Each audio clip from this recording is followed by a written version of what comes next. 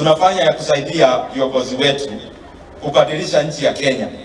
For the last 2 weeks tumekuwa katika kazi ya kutengeneza budget policy statement ya budget ambayo itatuongoza from July of this year. Na katika hiyo budget tuliweza ku build up on the many things that the president has already accomplished. Number 1, tumeweka pesa ya fertilizer. Na sio fertilizer peke yake, tumeweka pesa ya all the inputs.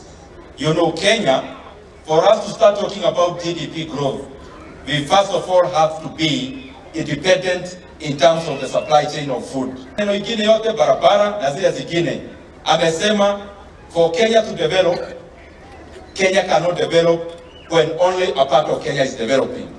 The president has told us for Kenya to develop, all parts of Kenya have to develop.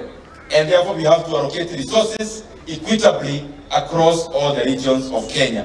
Na ya mwisho kali, 26,000 of them, we want them to be confirmed on permanent and pensionable terms.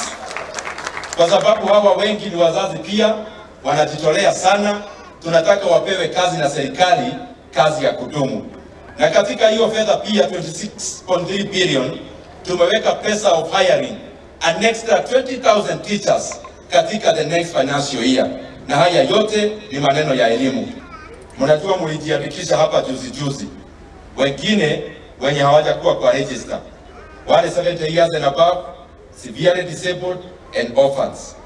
Wale walijiandikisha hapa juzi, I want to assure you, you might actually receive your first payment either this month or next month. Wale walijiandikisha juzi. Na murawi